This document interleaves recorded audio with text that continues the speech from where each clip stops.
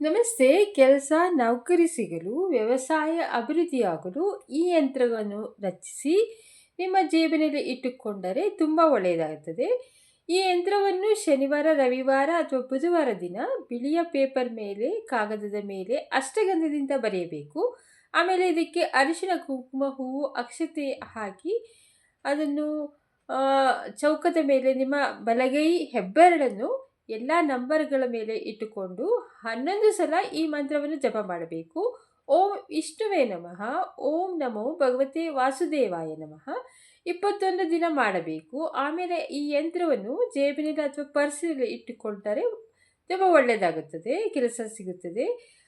5, 10, 9, 4 ಈ ಯಂತ್ರಗಳಲ್ಲಿರೋ ನಂಬರ್ಗಳು. 10, 3, 6, 5, 8, 13, 12, 1, 11, 2, 7, 14.